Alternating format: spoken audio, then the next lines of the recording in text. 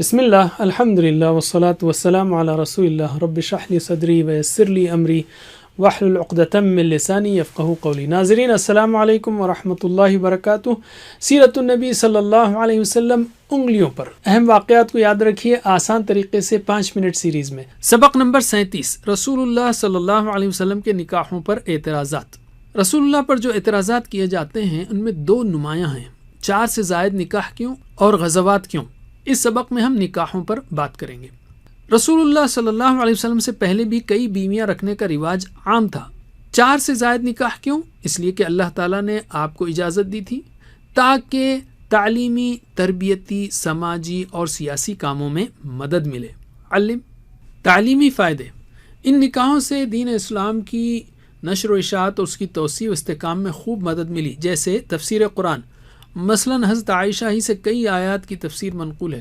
روایت حدیث، مثلا حضرت عائشہ رضی اللہ عنہا ہی سے تقریباً 2200 احادیث مروی ہیں۔ سیرت رسول کے گھریلو پہلو، جیسے مختلف صفات و کیفیات والی بیویوں کے ساتھ کیسے برتاؤ کیا جائے، فقہی احکام اور بالخصوص خواتین کے کئی مخصوص مسائل ازواج مطہرات سے ملے ہیں۔ تربیتی فائدے۔ ایک مسلم معاشرے میں خواتین کے مسائل کو سمجھنے اور سمجھانے اور ان کے جواب دینے کے لیے ایک خاتون ہی زیادہ موزوں ہے۔ آپ صلی اللہ علیہ وسلم کی ایک وقت میں 9 ازواج تھیں، گویا دین کی تعلیم و تربیت کے 9 مختلف حلقے شروع ہو گئے تھے، خاص کر ایسے دور میں جبکہ انٹرنیٹ، ٹی وی، رسالہ، اخبار، کتابیں، سوشل میڈیا کچھ بھی نہیں تھا۔ امہات المؤمنین براہ راست رسول اللہ سے دین کے مسائل کا اور خاص طور پر خواتین کے مخصوص مسائل کا علم حاصل کرتی اور امت تک انہیں پہنچاتی۔ سماجی فائدے۔ مختلف قبیلوں، خاندانوں اور طبقات کو آپس میں نکاح کی ترغیب ملی ان نکاحوں کے ذریعے۔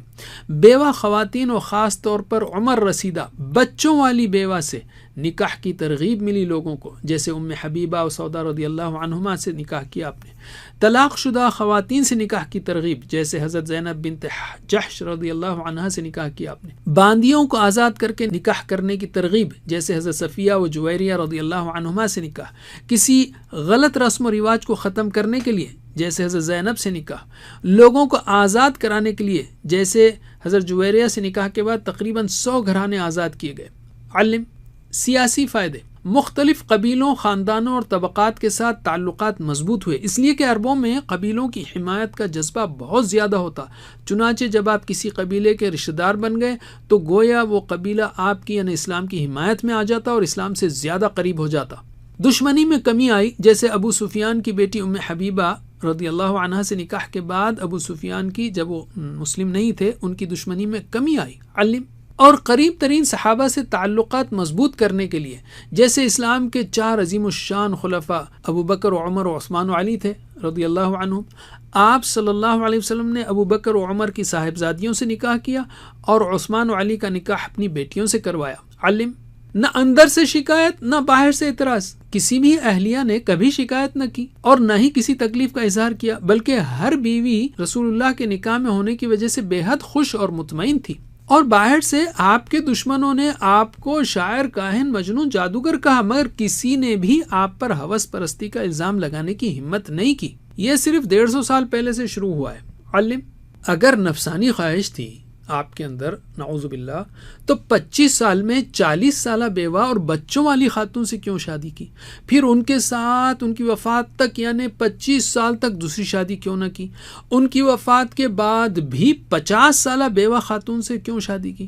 اور مدینے میں تو آپ حاکم تھے صلی اللہ علیہ وسلم، لوگ آپ کے لیے جان دینے تیار تھے۔ اگر آپ چاہتے تو کنواری لڑکیوں سے نکاح کر لیتے، اور زندگی کے آخری 3 سال میں تو تقریباً سارا عرب آپ کے تحت آ گیا تھا۔ آپ کی طاقت اور اثر و رسوخ اس وقت تو عروج پر تھا، اس وقت آپ نے کوئی نکاح کیوں نہیں کیا؟ اور بیواؤں، عمر والیوں اور بچے والیوں سے سوا حضرت عائشہ کے کیوں نکاح کیا؟ آپ نے زیادہ نکاح اسی دور میں کیے، یعنی 53 سے 60 سال کی عمر میں، جس میں دشمنوں کے حملے، کئی غزوات و سرایا کا شور تھا، منافقوں اور یہودیوں کی سازشیں چل رہی تھیں، اور نئے مسلمانوں کی دن و رات تعلیم و تربیت کا مصروف ترین دور تھا، اور خاص طور پر خواتین کی بھی دیکھ بھال اور تعلیم و تربیت کی شدید ضرورت تھی۔ دراصل آپ نے جوان لڑکیوں کے بجائے ان بیواؤں، عمر رسیدہ بچے والیوں سے نکاح کر کے بہت بڑی قربانی دی اور امت کو تعلیم دی. علم کیا وہ ہستی جس کے ایک اشارے پر صحابہ رہنے کے لیے محل تعمیر کر دیتے اور دنیا کے سارے عیش و آرام کو لا کر رکھ دیتے، مگر جس نے ایسی زندگی گزاری کہ اس کے گھر میں تقریباً فاقوں کی حالت رہتی تھی، اگر کھانا ہوتا تو بالکل سادہ سا ہوتا، جس کا گھر بالکل سادہ سا تھا، انتہائی معمولی بستر تھا، بالکل سادے کپڑے تھے، جس کا دن کا اکثر حصہ ریاست اور معاشرے کی ذمہ داریوں کو پورا کرنے میں نکل جاتا،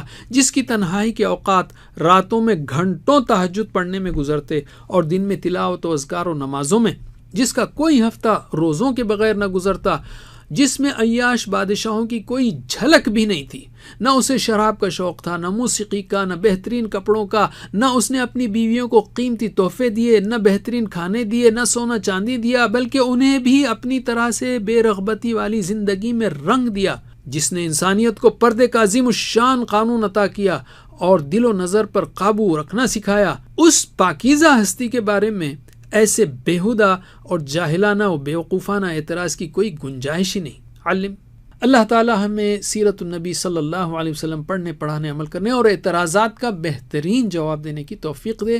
وجزاکم اللہ خیر. کوئز کرنا مت بھولیے. والسلام علیکم ورحمۃ اللہ وبرکاتہ.